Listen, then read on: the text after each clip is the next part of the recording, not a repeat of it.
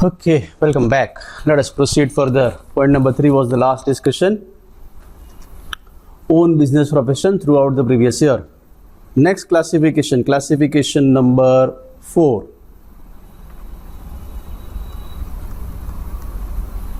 What is our next classification? Property. Property let out for some period and vacant for the remaining period. Let us take 10 months and 2 months. Property was let out for 10 months and vacant for 2 months. Now, say details are like municipal valuation 4 lakh, fair rent 375, standard rent say not applicable, actual rent say you are charging 35,000 per month, municipal tax say 10,000 paid by owner. Okay. If property let out and then remained vacant, golden sentence. If your owner, RER is always annual. So in this case, calculation will be like let out house hai to step 1 municipal valuation or fair rent, whichever is higher. Municipal valuation 4 lakhs, fair rent 375, whichever is higher 4 lakhs. Step 2,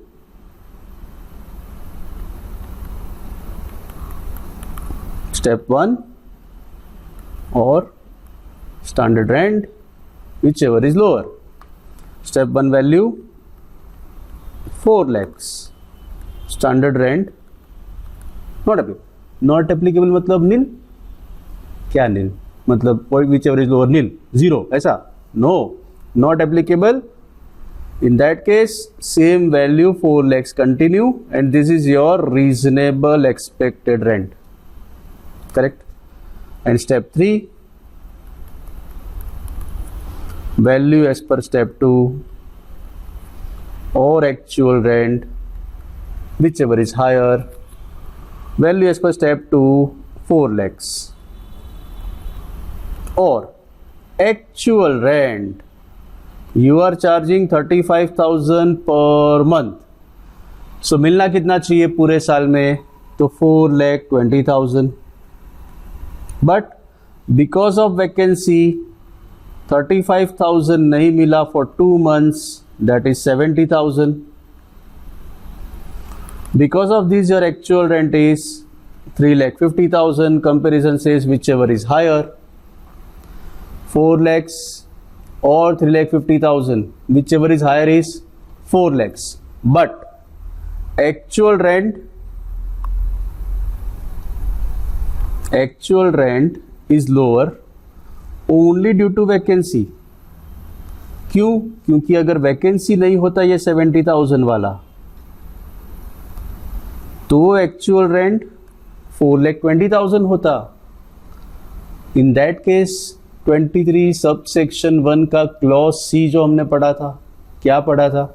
actual rent is lower and it is lower than RER only due to vacancy. Then even if lower amount, भले comparison बोलता है whichever is higher, but even if lower amount, actual rent to be considered as gross annual value. So in this case GAV 3,50,000 because actual rent is lower only due to vacancy, otherwise actual rent is higher. ऐसा कुछ लिख के भी रखते हैं as actual rent is lower only due to vacancy. Correct. वो कहाँ चला गया?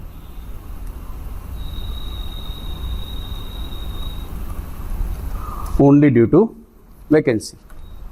फाइन. कैलकुलेशन करेंगे हम एनएवी का. जीएवी तक पहुंच गए. Gross annual value 3,50,000 less municipal tax paid by owner, in this case 10,000, less करने के बाद 3,40,000 will be your net annual value. That is your NAV. Correct? So this one is situation number 4. Perfect. If property let out for 10 months, vacant for 2 months, last 2 months में vacant हो गया था, तो calculation will be like this: actual rent is lower only due to vacancy, otherwise actual rent is higher. Correct? 2 minutes, जल्दी से लिख लो. Question लिखना advisable पहले, उसके बाद उसका सॉल्यूशन.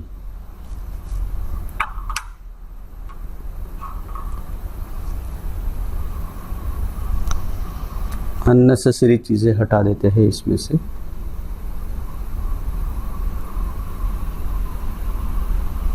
ओह नो, ये चला गया.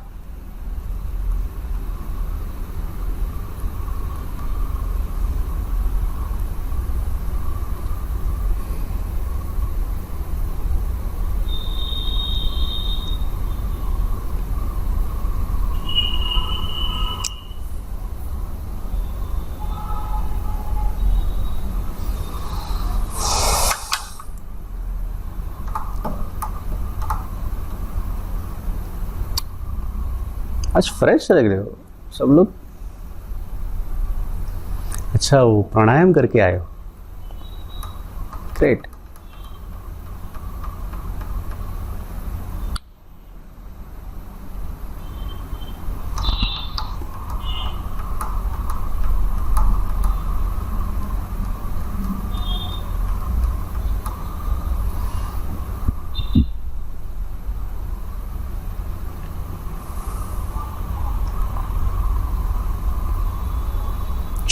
Shall we proceed?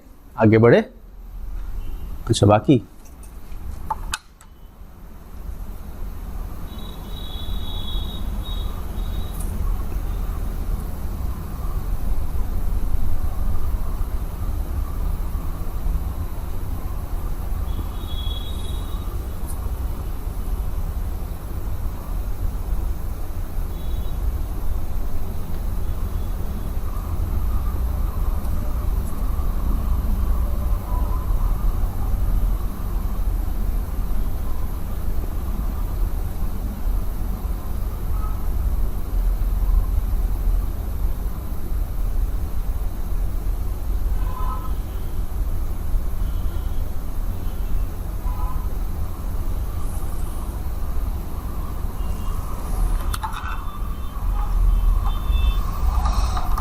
Fifth point.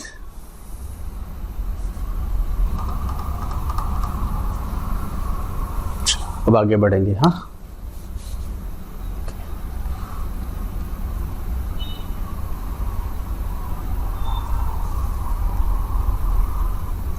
Fifth classification के ऊपर जाते हैं.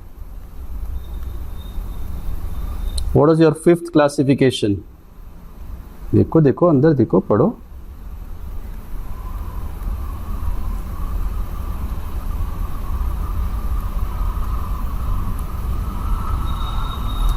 Fifth classification: property self-occupied for some period and let out for remaining period.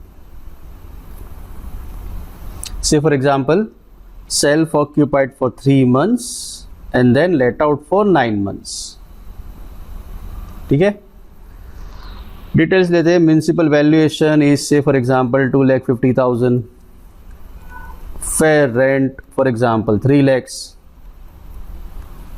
Actual rent possible नहीं है for 3 months and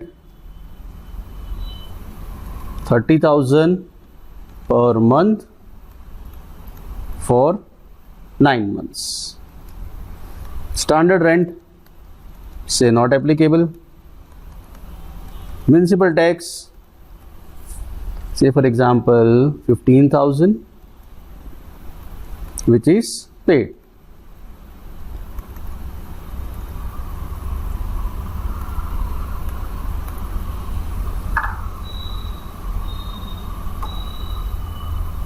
Okay. Now how to calculate? Let out है तो step wise तो करेंगे। सेल्फ ऑक्यूपाइड पोर्शन का क्या करेंगे sir? Self occupied house 3 months के लिए है, लेट आउट 9 months के लिए है, तो सब क्या कैलकुलेशन 9 months में कन्वर्ट करेंगे?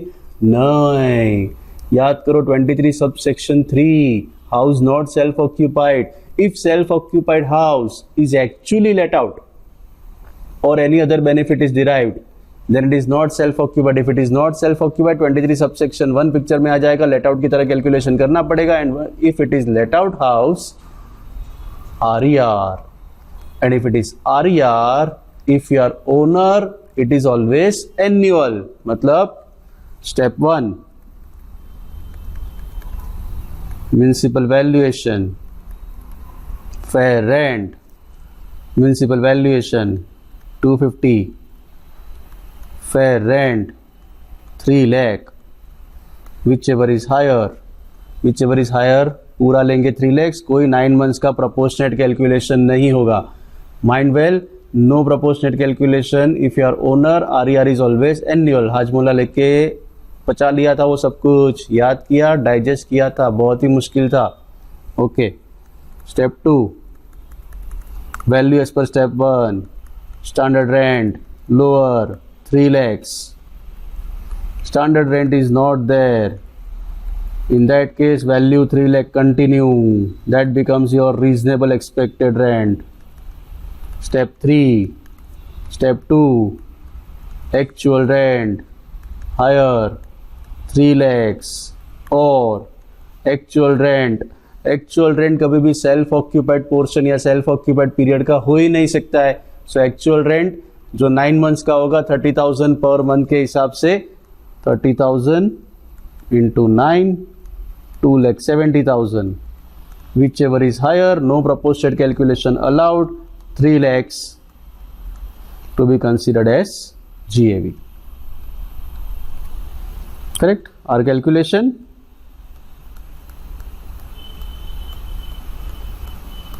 gross annual value 3 lakhs less municipal tax paid by, need to correct this, paid by owner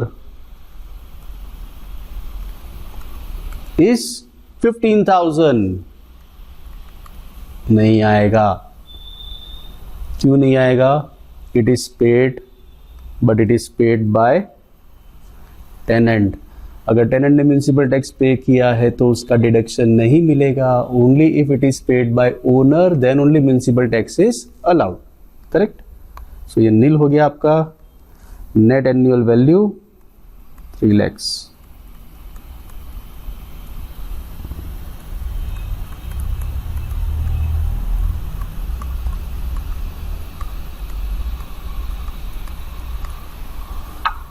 perfect. So this is your point number 4। जल्दी से लिखना स्टार्ट करो, make it fast, 2 minutes। Sorry, point number 5 था ये। Okay,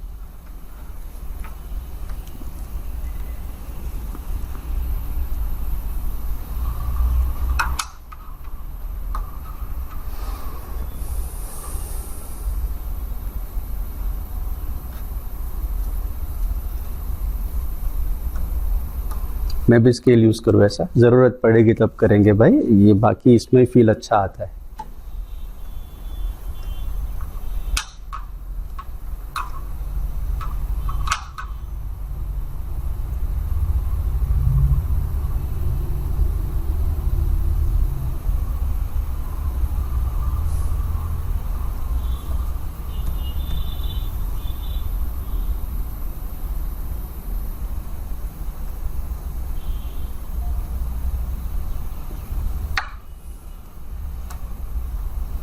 still 3 मोर classifications left. हाँ, send cement खत्म हो गया तो ले आना कहीं से, नहीं तो आयन बार से बनाना पड़ेगा।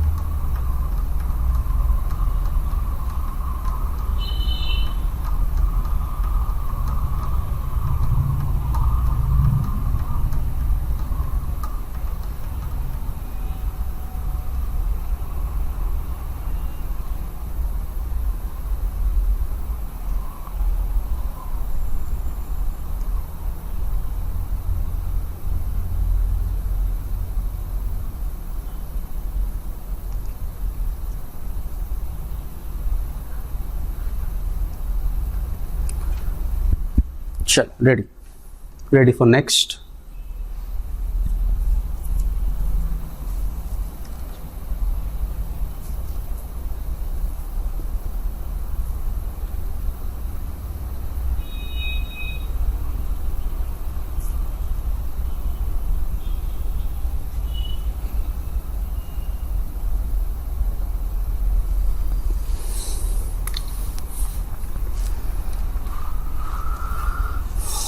Classification number 6.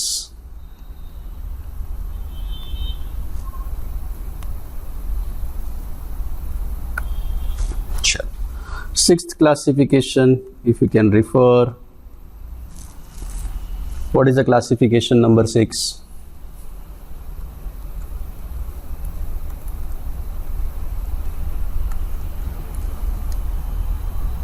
देखा, मस्त क्लासिफिकेशन है, पार्टली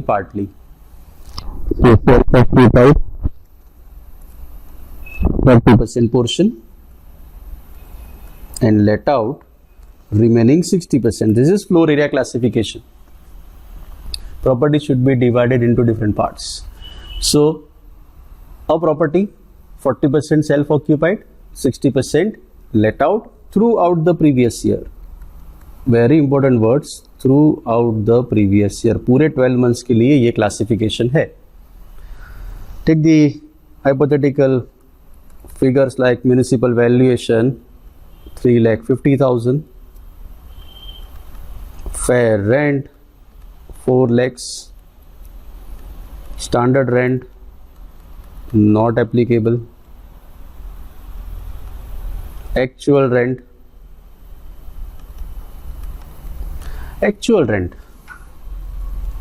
पूरे घर का एक्चुअल रेंट आएगा क्या कभी?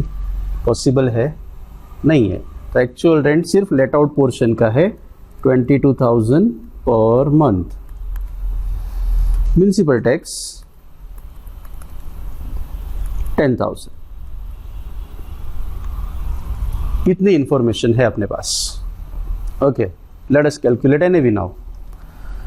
Self occupied portion, that is 40% portion for whole year throughout the previous year, तो उसमें net annual value itself rupees nil, self occupied house NAV itself rupees nil, and let out portion is 60%, so पूरे साल के लिए 60% value ही taxable होगा।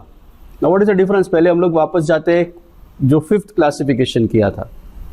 Fifth classification self occupied and then whole house is let out, तो उसमें हमने 100% value ले लिया। Now here only 60% house is let out, पूरे साल के लिए 60% ही लेट आउट था, सो हमने सिर्फ 60% वैल्यू ही कंसीडर्ड किया है और करेंगे rather. So step 1, municipal valuation, fair rent whichever is higher. Municipal valuation पूरे घर का वैल्यू 3,50,000 म्यूनिसिपैलिटी ने डिसाइड किया है, लेकिन लेना कितना है तो 60% पोर्शन, सो 350 का 60% 210, और फेयर रेंट सेम वे पूरे घर का फेयर रेंट 4 लाख है, 60% value 2,40,000, whichever is higher, that is 240. Step 2, 1 or standard rent 240, or say there are no standard rent, the same value continue 240 is your RER. Step 3, step 2, or actual rent 240 or actual rent 22,000 per month, so 2,64,000, whichever is higher, 2,64,000 is your gross annual value. Correct. आगे NAV तक पहुंचना है हमें, तो पहले लेते हैं gross annual value.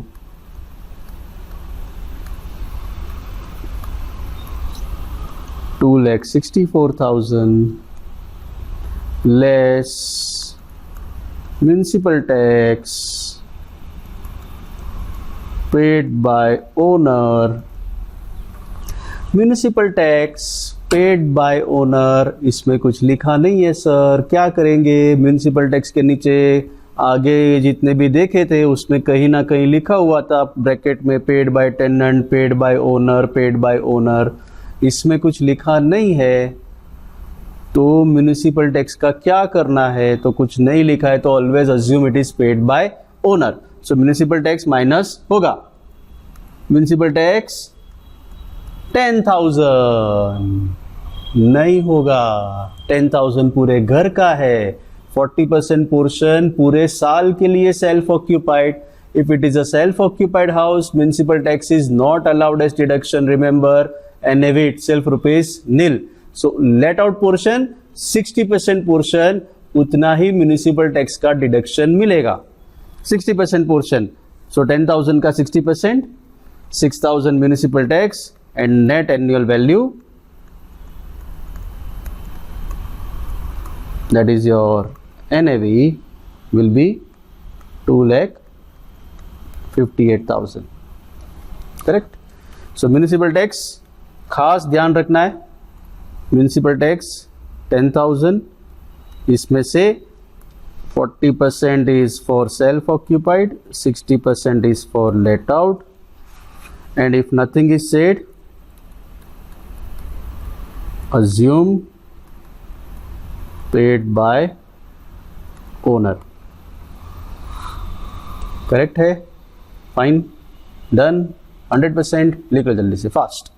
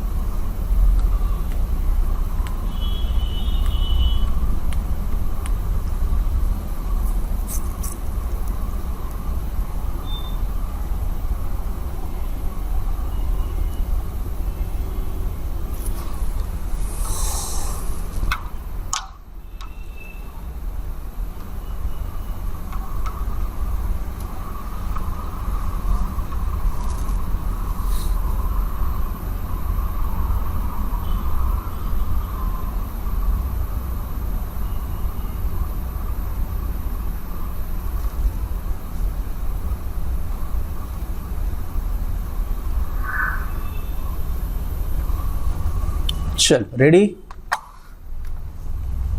Okay, लिखते लिखते दिमाग में क्वेश्चन आया कि सर इसमें म्यूनिसिपल टैक्स हमने 60% पोर्शन लिया है 6,000. आगे के क्वेश्चन में मतलब कि जो क्लासिफिकेशन नंबर 5 किया था उसके अंदर तो आपने पूरा म्यूनिसिपल टैक्स, मतलब उसमें तो पे नहीं किया था ओनर ने, टेनेंट ने पे किया था, लेकिन पूरा ओनर ने ही पे कर दिया होता तो पूरा लेते कि सिर्फ 9 मंथ्स का लेते। दिखाता वो सिचुएशन फिर से एक बार। ये पॉइंट नंबर 5 जो था उसके अंदर अगर म्यूनिसिपल टैक्स टेनेंट के बदले ओनर ने पे किया होता तो 3 लाख जो जीएवी था उसमें से 15,000 माइनस करेंगे कि 9 मंथ्स का माइनस करेंगे, तो पूरा 15,000 माइनस करेंगे। रीजन, अगर पूरे साल का वैल्यू टैक्सेबल है तो फिर डिडक्शन भी पूरे साल का ही मिलेगा। करेक्ट है। 100% वैल्यू टैक्सेबल है तो 100% डिडक्शन मिलेगा। अब पॉइंट नंबर 6 में क्या हुआ, 60% वैल्यू टैक्सेबल है तो 60% डिडक्शन ही मिलेगा। Simple logic, income tax is all about simple logic. कितना जितना इनकम उसके सामने उतना expense, as simple as that. Correct, fine. Make it fast, लिखना बाकी हो तो जल्दी से, 1 मिनट का टाइम।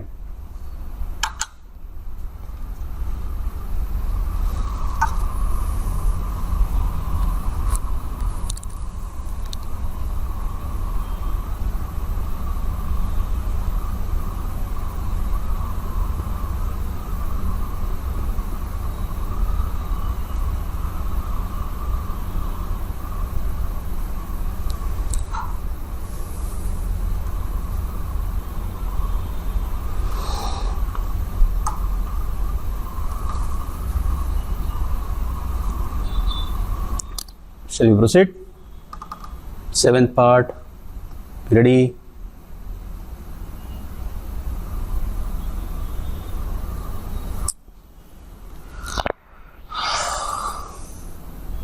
बहुत टाइम लगाते हो लिखने का।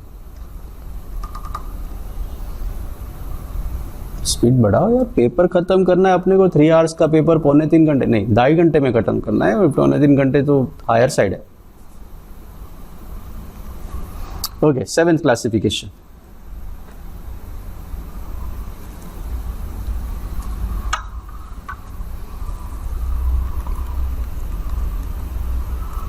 What was that point number 7?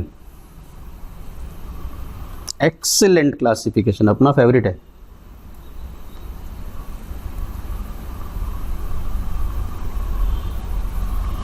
Classification पढ़ो पहले, बहुत ही अच्छा सा इंटरेस्टिंग क्लासिफिकेशन है।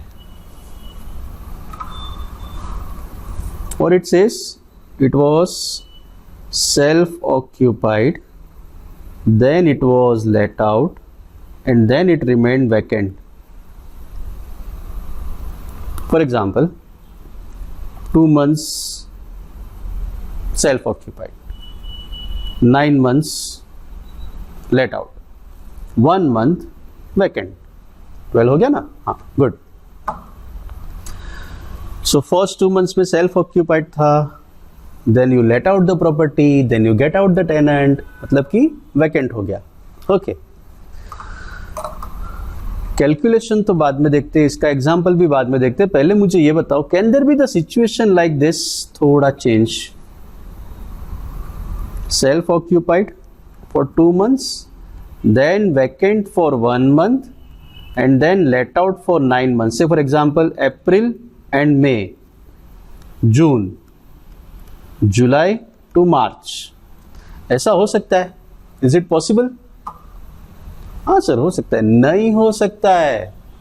Vacancy word is for let out house. If it was a self occupied house और उसके बाद अगर खाली पड़ा है तो it is not occupied. Self occupied के बाद वैकेंसी नहीं हो सकता है, वैकेंसी लेट आउट होने के बाद ही हो सकता है। वैकेंसी के क्लॉज में भी हमने इंग्लिश में ऐसा पढ़ा था, when the property or part of the property is let and remain vacant for whole or part of the year. So firstly it should be the let out one, then only it can remain vacant. So self occupied के बाद अगर vacancy है तो उसको not occupied बोलेंगे, और not occupied मतलब eventually self occupied ही हुआ। So ये क्लासिफिकेशन अपने लिए हो जाना चाहिए, self occupied for 3 months and let out for 9 months। Similar जो हमने आगे एक पॉइंट में देख लिया उसके जैसा ही हो गया classification. Correct, clear? Self occupied के बाद नहीं, लेट आउट के बाद वैकेंसी होगा। क्लियर है? आगे बढ़ते। अब पहले इसको हटाना पड़ेगा ना, सब क्या क्या बना के रखा है, हटाओ इसको।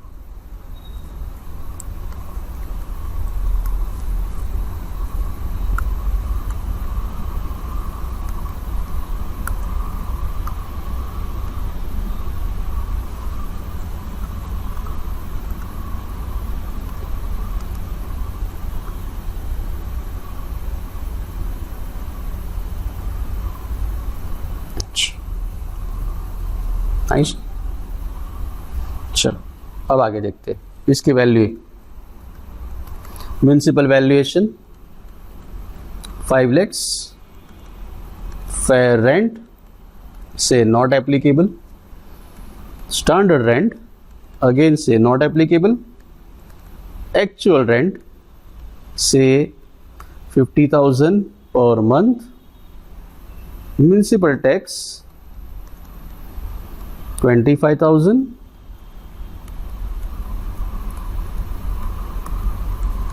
by owner. Excellent classification. How to proceed? बोलो कैलकुलेशन कैसे करें? Shall we bifurcate municipal valuation? That is like proportionate calculation करना है for 10 months period municipal valuation वगैरह? No. If your owner RER is always annual, अगर owner हो तो पूरे साल का वैल्यू टैक्सेबल होगा. ये तो फंडामेंटल सेंटेंस दिमाग में fix. If your owner RER is always annual. So step 1 and step 2 continue. Step 1, municipal valuation or fair rent higher. Municipal valuation is 5 lakhs or fair rent is not applicable. So we will take 5 lakhs. Step 2, 1 or standard rent lower, that is 5 lakhs.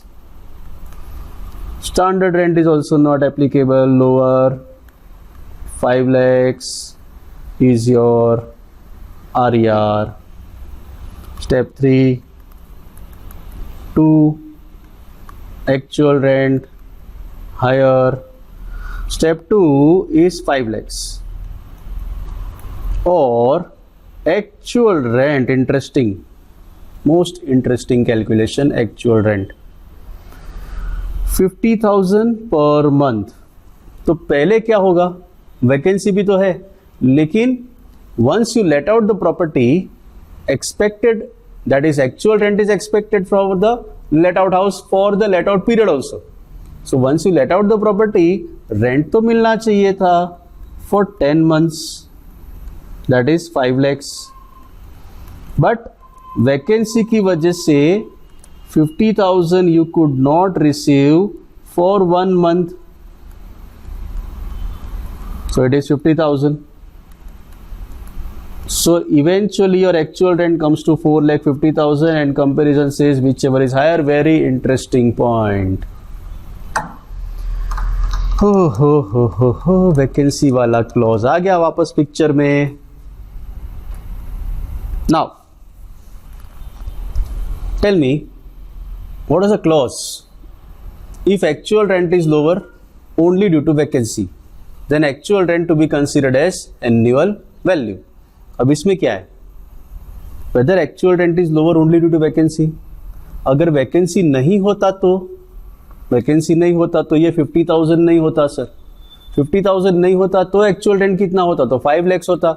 RER कितना है? तो 5 lakhs है. RER AR दोनों same है. Actual rent lower than RER, actual rent higher than RER, actual rent is equal to RER. तो इस case में क्या करेंगे? तो इस केस में वही करेंगे. गवर्नमेंट ने बोला था 5 लाख लेने के लिए, तो 5 लाख तो लिया ना, उससे कम थोड़ी लिया, तो गुना थोड़ी किया.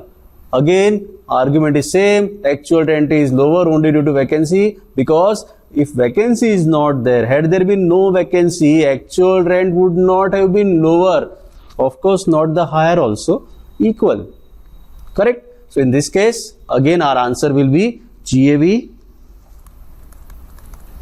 4,50,000 as actual rent is lower only due to vacancy, because if there is no vacancy, actual rent would have been 5 lakhs, which is equal to 5 lakhs. Correct? So अभी जो तुम लोग लिख रहे हो उसमें ऊपर टेरेस पे मतलब ऊपर मार्जिन में लिखो. थोड़ा इंग्लिश जल्दी से साथ में लिखो. पहले मैं इसमें नहीं लिख रहा हूँ, लिखवा रहा हूँ. लिखो when अभी पेन ढूंढेगा, बुक ढूंढेगा, पता नहीं क्या क्या करेगा। जल्दी लिख। व्हेन RER, RER मतलब reasonable expected rent, when RER and AR that is actual rent is equal, जब दोनों सेम हो, when RER and AR is equal, GAV is equal to AR, gross annual value is equal to AR। मतलब कि जब दोनों same हो तब अपना जो GAV का आंसर है ग्रॉस एनुअल वैल्यू का, वो हमेशा एक्चुअल रेंट है। करेक्ट? चलो फाइन। हाँ, हमें तो आगे कैलकुलेशन भी करना है ना, अभी तो सिर्फ GAV तक पहुंचे, gross annual value.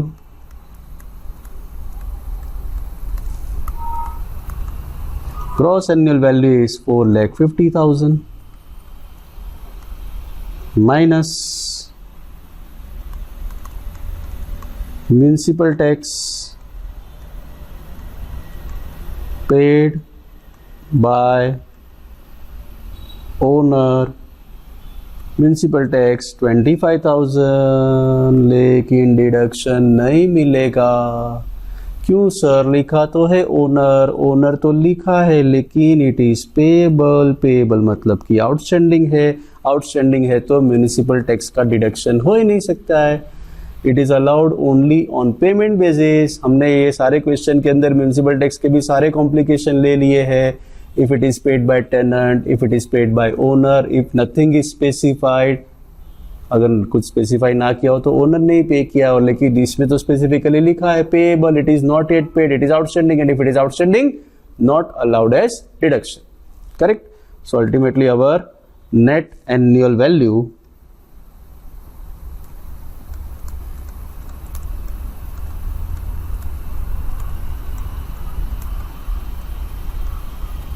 $4,50,000. This is your NAV. Perfect. अब आपका काम शुरू होगा लिखने का। करेक्ट है, दिख रहा है, अच्छा, नाइस। लिखते जाओ फास्ट, 2 मिनट्स का time.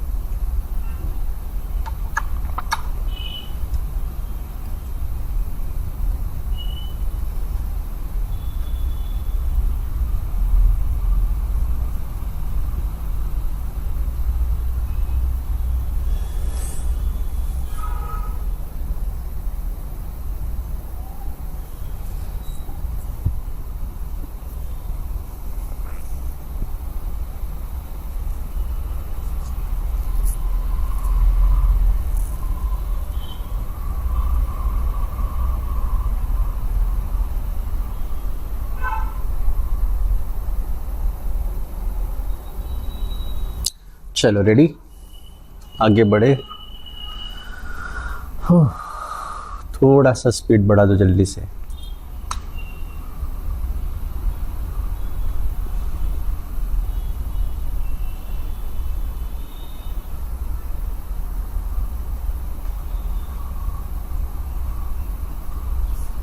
Okay, classification number 8 is crucial. Actually, we are calculating net annual value for different classification, but point number 8 के अंदर हम लोग थोड़ा और भी कैलकुलेशन करेंगे जो 8th क्लासिफिकेशन है, जस्ट टू अंडरस्टैंड। आगे बढ़े, shall we proceed.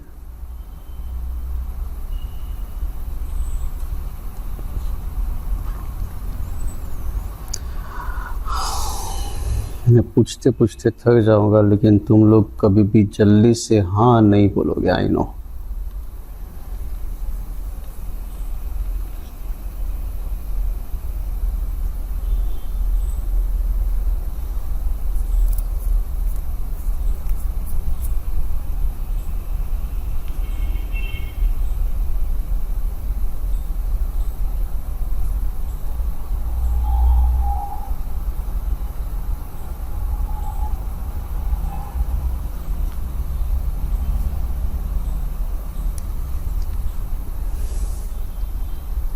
Okay.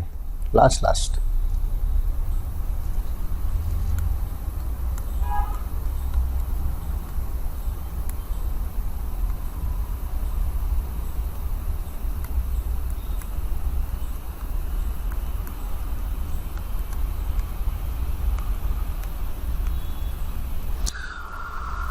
Okay, more than 2 self-occupied property. एक का दो।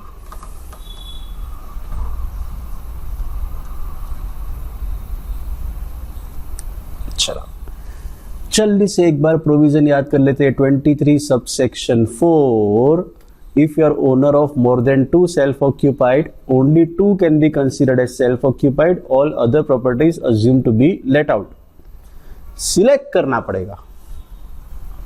कैसे सिलेक्ट करेंगे कि कौन सी प्रॉपर्टी को सेल्फ ऑक्यूपाइड रखना है, कौन सी प्रॉपर्टी को लेट आउट करना है? Because thank God we have to select being assessee. Correct.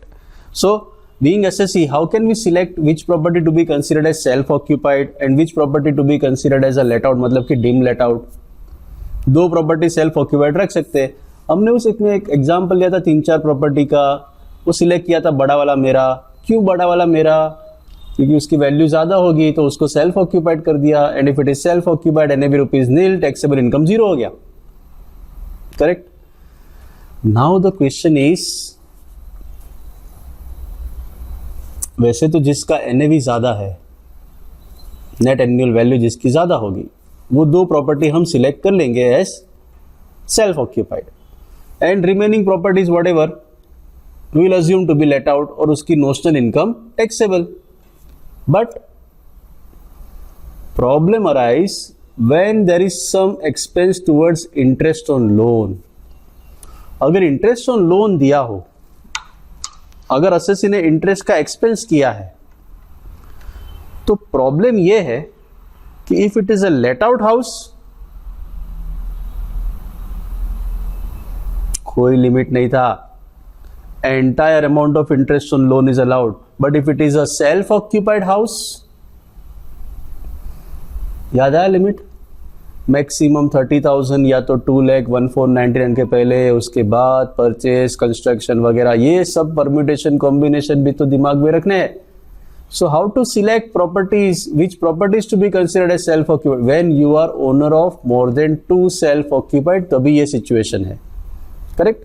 अब ऐसा एक हाइपोथेटिकल एग्जांपल लेते हैं और उससे समझते हैं कि कैसे सिलेक्ट करनी है हमें अपनी सेल्फ ऑक्यूपाइड प्रॉपर्टी, जिससे कि ओवरऑल टैक्स लायबिलिटी मिनिमाइज कर सके। Ultimately our objective is to minimize the overall tax liability with good and perfect tax planning. Good tax planning, perfect tax planning, no tax evasion पाप है, मोह माया है, मिथ्या है, नहीं करना है। करेक्ट है? Okay. If you are owner of more than 2 self occupied property and if interest expense, ज्यादातर केस में NAV के ऊपर ही रिलाई करते हैं। I am saying you again and again, जिसकी NAV ज्यादा है उसको सेल्फ ऑक्यूपाइड रखने से ज्यादा फायदा है। लेकिन if interest expense is there, then you have to try different options. Different options मतलब अलग अलग परम्यूटेशन कॉम्बिनेशन ट्राई करने पड़ेंगे, and to select any 2 properties as self occupied. So ऐसा एक एग्जाम्पल लेते हैं। Say for example, you are owner of 3 self-occupied house. Say house 1, house 2, house 3. All the 3 houses are self-occupied house. House 1, house 2, house 3. Information.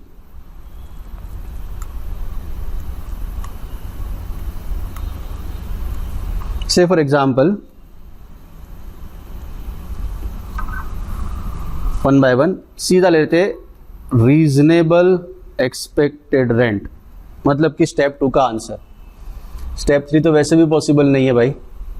If it is self occupied house, actual rent का सवाल ही पैदा नहीं होता है, late out तो होगा ही नहीं। और यार रीजनेबल एक्सपेक्टेड रेंट लेते, से in the first house 4,20,000, 420। House 2 4,90,000, house 3 4,80,000। सारी वैल्यू एकदम नजदीक नजदीक है। दूसरी इंफॉर्मेशन लेते हैं, interest on loan, repairs loan. Repairing purpose का लोन है। Loan date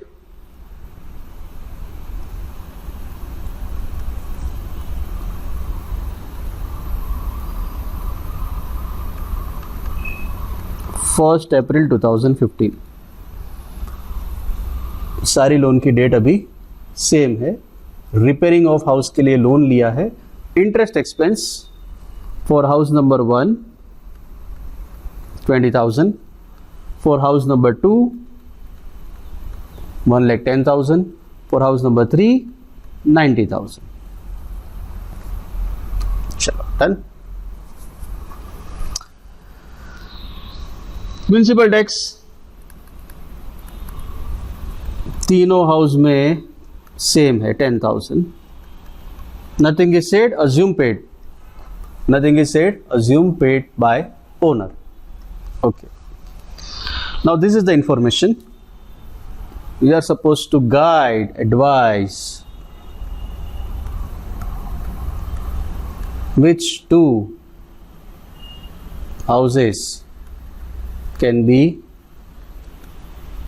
considered as self-occupied.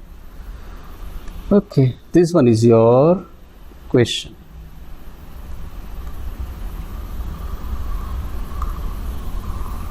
चलो अब आराम से पहले तो ये क्वेश्चन लिख लो, फिर धीरे धीरे अच्छे से समझते। क्वेश्चन लिखने का टाइम मैं फिर से नहीं दूंगा, 1 मिनट का टाइम है, पहले अच्छे से क्वेश्चन लिख लो जल्दी, फास्ट।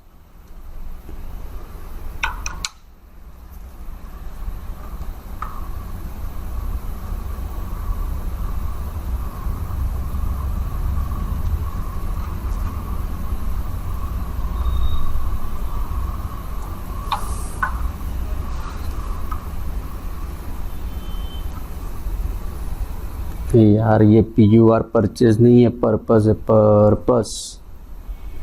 हटाओ, मैं इसको ही हटा देता हूँ।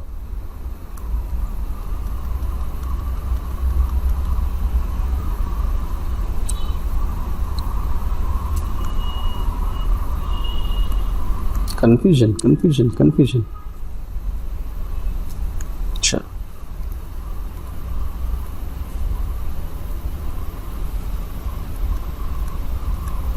फॉर रिपेयर्स, ठीक है, अभी डन।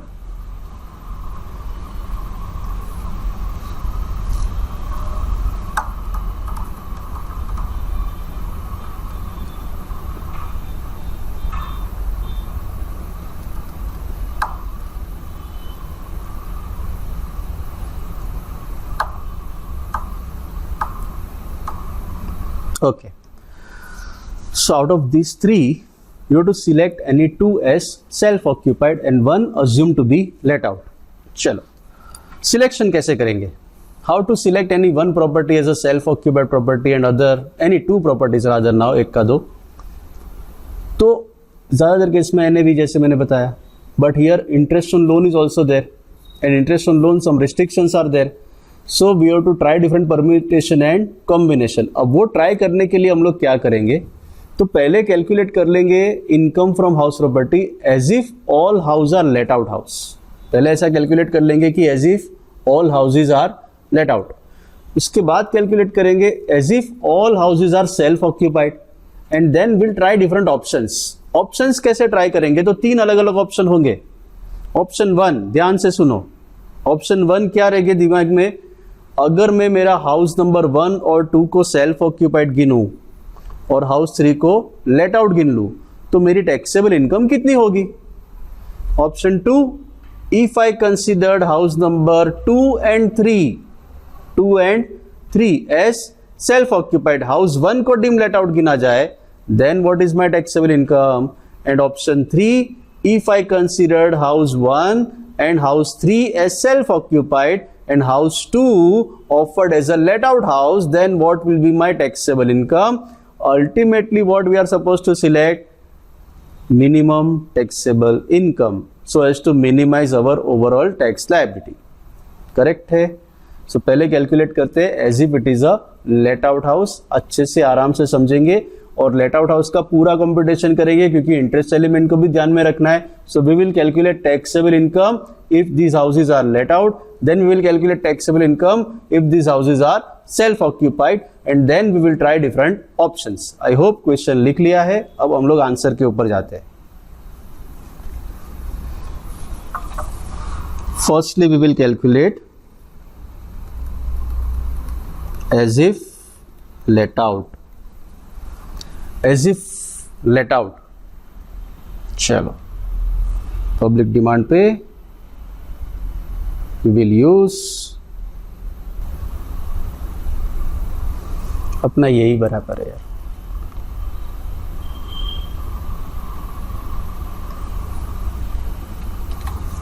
चलो पब्लिक डिमांड पे स्केल के यूज के साथ, as if it is a let out house, all 3 houses are let out. Let out होगा तो कैलकुलेशन कैसे करेंगे हम, will go for step 1,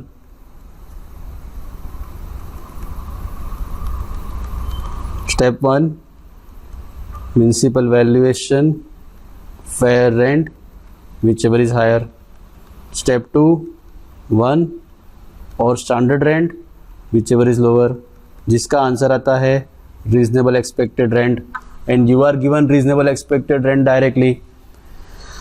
Reasonable expected rent ही आएगा। Step 3 is step 2 or actual rent whichever is higher, but this particular step is not possible, so RER itself becomes your GAV.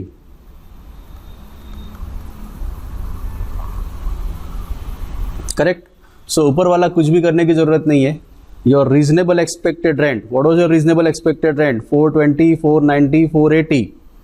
So reasonable expected rent 4,20,000, 4,90,000, 4,80,000. This itself becomes your gross annual value. House 1 420, house 2 490, house 3 480. Then less municipal tax. Assume it is paid by owner. Municipal tax paid in all cases 10,000 each. 10,000. So your net annual value,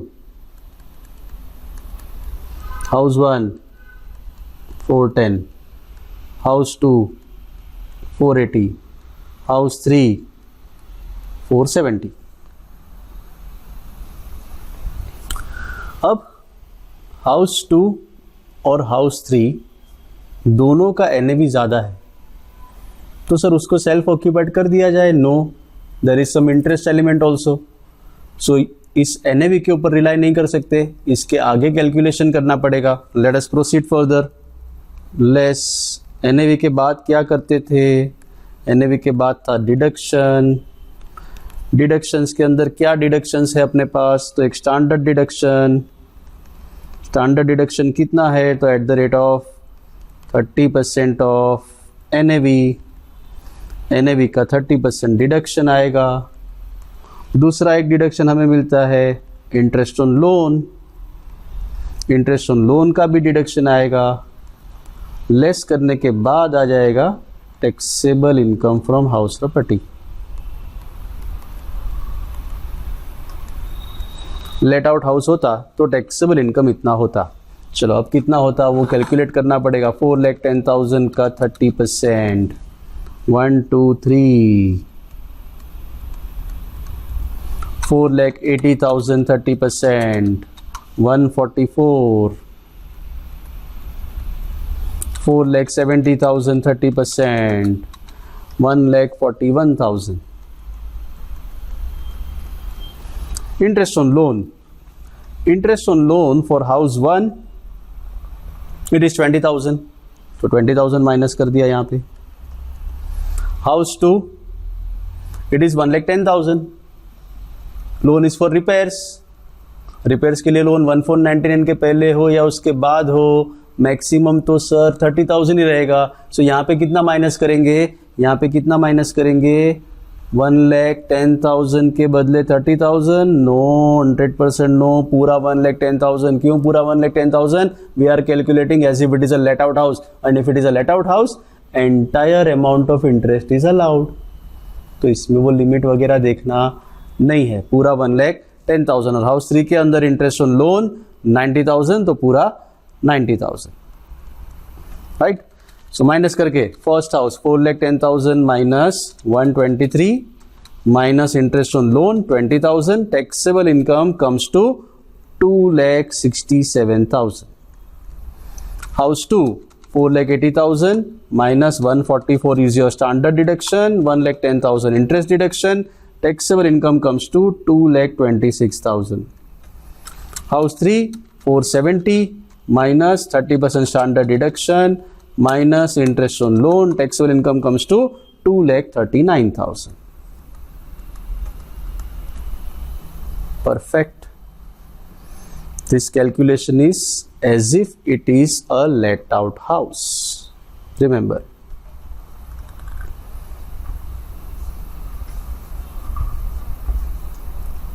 बढ़े आगे, calculation clear है। Interest on loan में कोई restriction नहीं आएगा, 30,000 वाला limit वगैरह let out में नहीं होता है। अब कैलकुलेट करते हैं as if it is self occupied.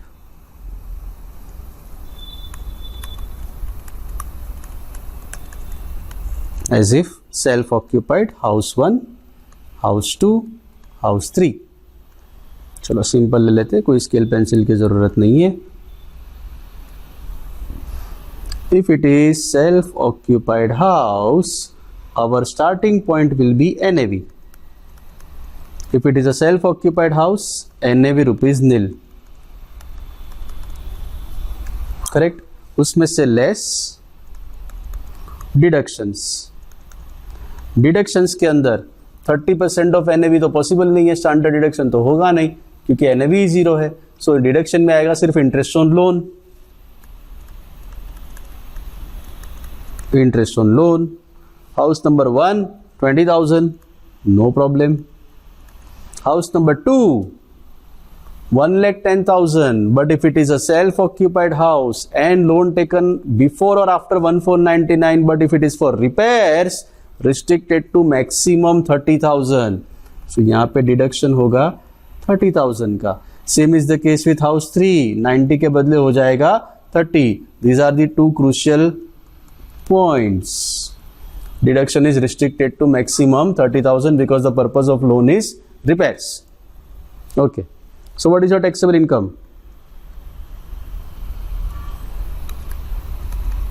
Income may be positive or negative. Minus आया तो टैक्सेबल बोलेंगे, हाँ टैक्सेबल ही बोलेंगे। 20,000 नेगेटिव टैक्सेबल, 30,000 नेगेटिव टैक्सेबल, इसमें भी 30,000 negative taxable.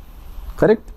So this calculation is as if it is self-occupied house. Calculation कर लिया हमने, एक लिया हमने as if all houses are let out, दूसरा लिया as if all houses are self-occupied. Now we will try different options. Options कैसे try करेंगे?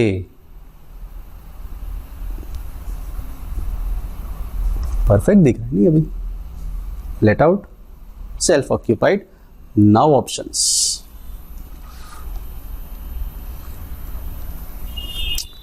समझना है बराबर से।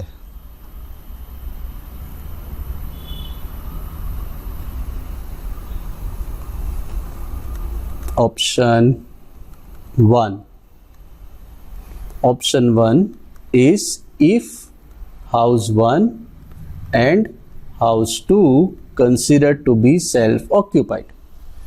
अगर हाउस 1 और हाउस 2 को सेल्फ ऑक्यूपाइड माना जाए तो कैलकुलेशन हमने ऑलरेडी कैलकुलेशन करके रखा है. कैलकुलेशन सेल्फ ऑक्यूपाइड का भी करके रखा है, लेट आउट का भी करके रखा है. So directly we will take house 1 which is self occupied, house 2 again which is self occupied, house 3 assume to be let out, क्योंकि दो ही सेल्फ ऑक्यूपाइड रख सकते हैं. चलो फाइन. हाउस 1 सेल्फ ऑक्यूपाइड की इनकम कितनी है? तो हाउस 1 अगर सेल्फ ऑक्यूपाइड हो तो उसकी इनकम हमने कैलकुलेट की थी 20,000 नेगेटिव, करेक्ट. सो हाउस 1 की इनकम कितनी लेंगे? 20,000 negative. House 2 again self occupied, उसकी इनकम कैलकुलेट की है हमने 30,000 negative. But limits are in aggregate. Remember, याद करो, limits are in aggregate. Maximum ₹30,000, क्योंकि रिपेयर से परचेस कंस्ट्रक्शन होता तो 2 लाख होता, लेकिन दोनों सेल्फ ऑक्यूपाइड का मिला के ये सब लिमिट है. सो हियर 30,000 20,000 दोनों मिला के restricted to maximum 30,000, correct. And house 3 deemed let out. Deemed let out होगा तो लेट आउट कैलकुलेशन हमने किया है. House number 3 it is 2,39,000. So ultimately loss set off करने के बाद your income is 2,09,000 taxable.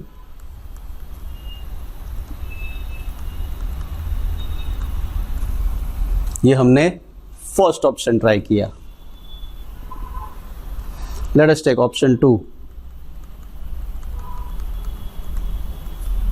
If I consider house 2 and house 3 as self-occupied, so in this case what will happen? House 1 assumed to be let out. House 1 अगर let out होगा तो income बाजू में ही दिख रहा है 2,67,000. House 2 self-occupied. Self-occupied house 2 income is 30,000 negative. इसको थोड़ा बाहर निकाल देते हैं.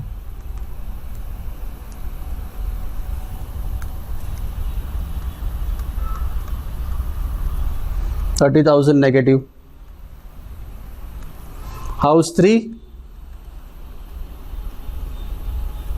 Again self occupied, income house 3 के अंदर सेल्फ ऑक्यूपाइड हो तो इनकम 30,000 नेगेटिव. दोनों मिला के भी restricted to maximum 30,000. So my income 267 minus 30,000 set off करने के बाद 2,37,000 इज माई टैक्सेबल इनकम.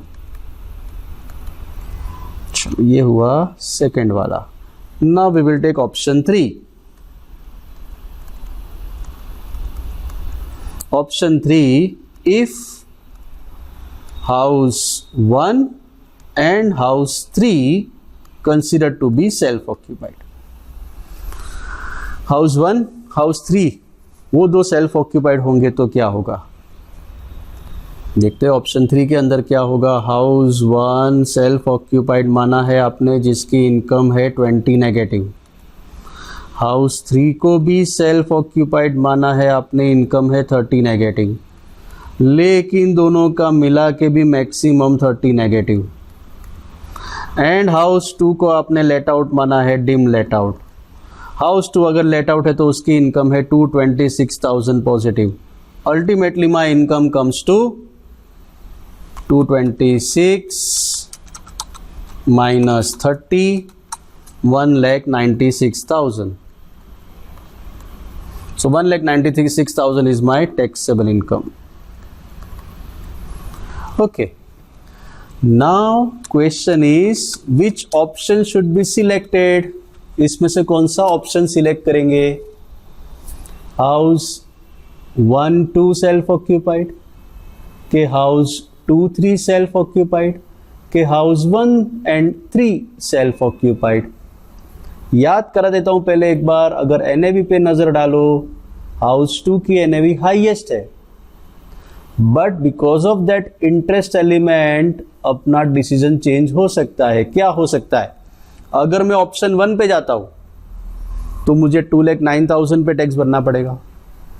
अगर मैं ऑप्शन 2 पे जाता हूं तो 237 पे टैक्स आएगा।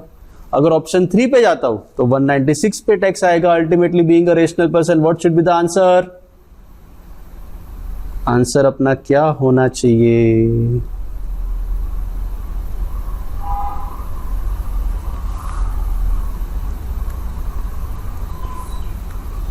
What should be my answer? Option number 3। Option 3 का मतलब क्या होता है? तो house number 1 and house number 3 to be considered as self occupied, house number 2 to be considered as a dim let out house. So which house can be considered as self occupied, which house can be considered as a let out house? That depends upon this permutation and combinations. Correct? Clear है? बहुत ही अच्छे से समझना है और इसका answer अच्छे से लिखना भी पड़ेगा। पहले इसका थोड़ा सा सॉल्यूशन लिखते, थोड़ा बड़ा करते, 1 by 1 लिखेंगे। Firstly you will write as if it is let out, then you will write as if it is self occupied, then you will try different options, option number 1 2 and 3. Ultimately we will select option 3, that is house number 1, house number 3 self occupied, house 2 assumed to be let out, जबकि house 2 की NAV highest थी, लेकिन interest के deduction की वजह से house 2 को let out मानने में ज्यादा अच्छा बेनिफिट है, so as to minimize your overall tax liability. Confirm? Clear? Now start writing. Now I am giving you 5 minutes.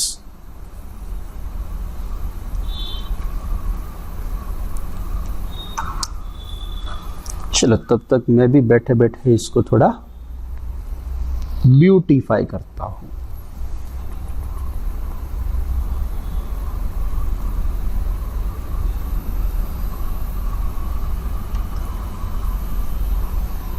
जिसकी ज़रूरत नहीं है उसको निकाल देते हैं। चलो भाई,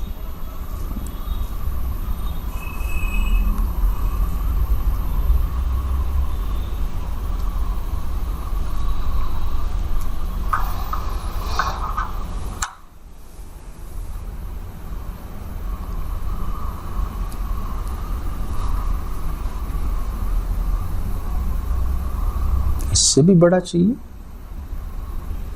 तो 1 by 1 लिखना पड़ेगा। ठीक है, और बड़ा लार्ज।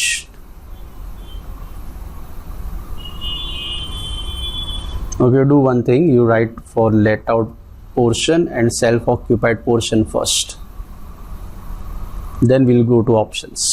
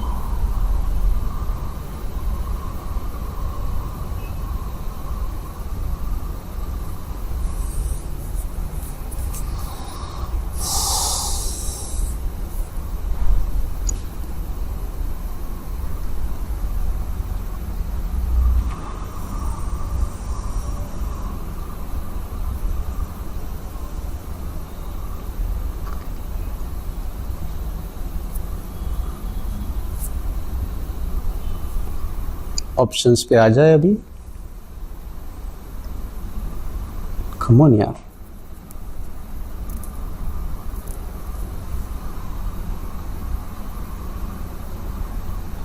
नहीं, हाँ ठीक है ठीक है।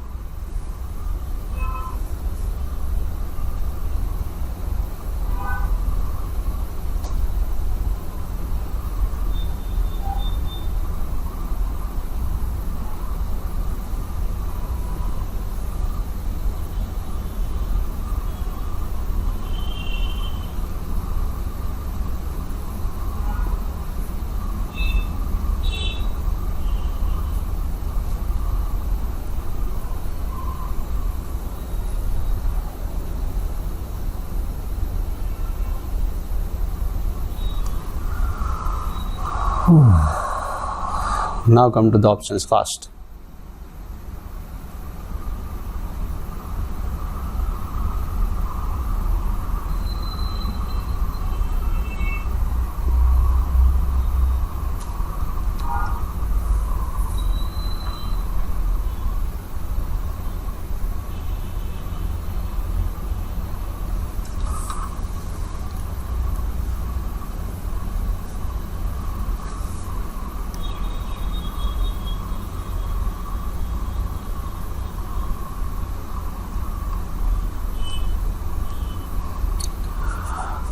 आप लोग लिखते रहो, लास्ट में एक आंसर लाइन में ऐड कर देता हूँ।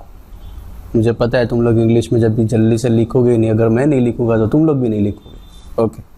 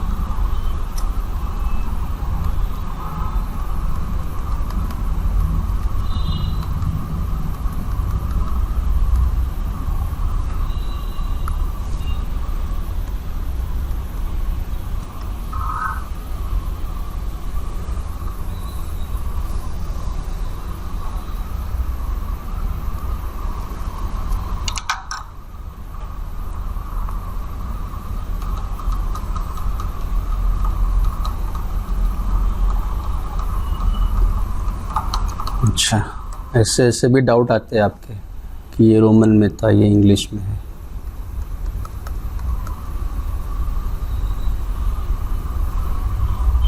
लो भाई, रोमन में लिख लेते हैं बस।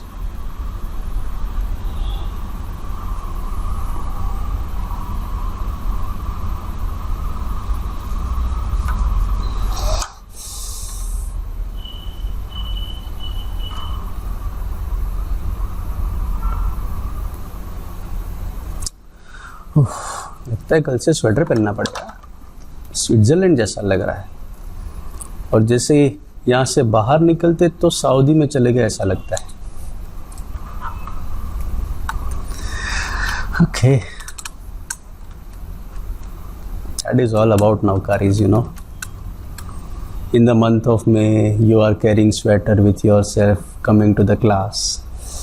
Strange, isn't it?